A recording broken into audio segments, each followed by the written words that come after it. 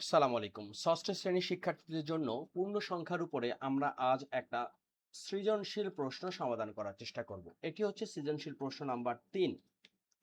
উদ্দীপকে লেখা আছে ৩ নাম্বার প্রশ্ন, উদ্দীপকে লেখা আছে -2, 7, -6, 8 চারটি সংখ্যা। ক নাম্বার প্রশ্ন, ক নাম্বার ক নাম্বারে লেখা আছে দ্বিতীয় ও তৃতীয় সংখ্যার যোগাত্মক বিপরীত সংখ্যা লেখো। তাহলে এখানে দ্বিতীয় সংখ্যাটা কি? দ্বিতীয় সংখ্যা হলো 7 আর যোগাত্মক বিপরীত কি হবে? যোগাত্মক বিপরীত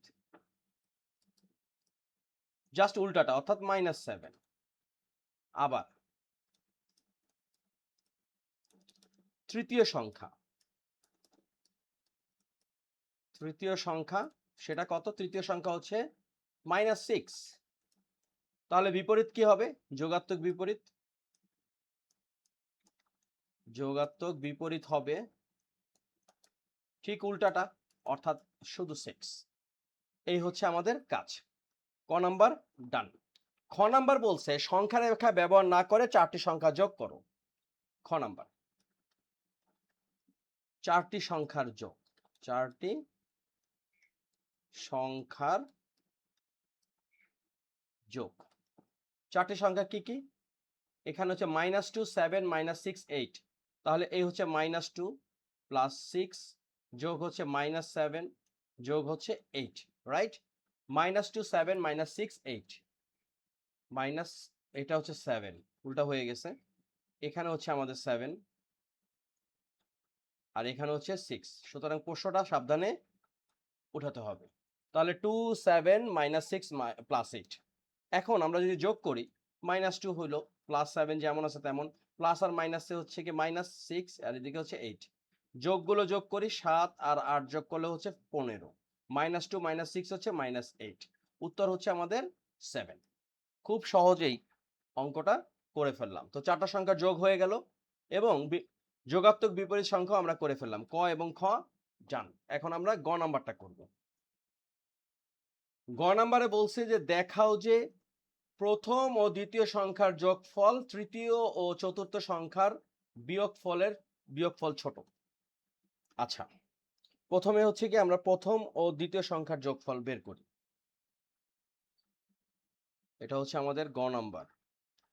প্রথম ও দ্বিতীয়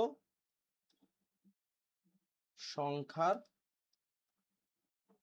যোগ, সেটা কি -2 আর হচ্ছে +7 অর্থাৎ 5 পাইছি, তাই না? প্রথম ও দ্বিতীয় সংখ্যার যোগফল হচ্ছে 5। এবার তৃতীয় ও চতুর্থ সংখ্যার বিয়োগফল, আবার তৃতীয় ও চতুর্থ সংখ্যার বিয়োগফল, সেটা কি হবে? তৃতীয় সংখ্যা কত? -6, তারপরে বিয়োগ কত? চতুর্থ সংখ্যা অর্থাৎ -8, তাই তো? তাহলে কত আসতেছে? -14। এখন কোনটা আসলে বড়?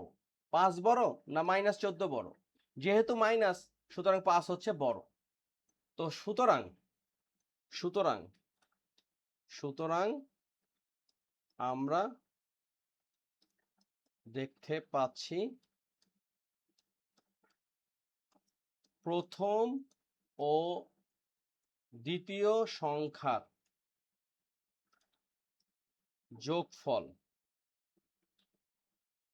যোগফল তৃতীয় ও চতুর্থ সংখ্যার বিয়োগফল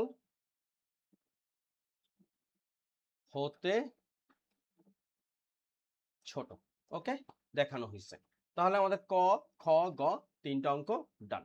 আশা করি কাজে লাগবে অঙ্কগুলো। পরীক্ষার সময় কিন্তু এই ধরনের অঙ্কই ঘুরে ফিরে আসবে। তো গত 3 দিনে আমরা 3টা সৃজনশীল প্রশ্ন সমাধান করার চেষ্টা করলাম পূর্ণ সংখ্যার উপরে। এইগুলোই আমাদের জন্য খুবই দরকার। তো তোমরা সবাই ভালো থাকো, সুস্থ থাকো। আগামী পর্বে আমন্ত্রণ জানিয়ে বিদায় নিচ্ছি।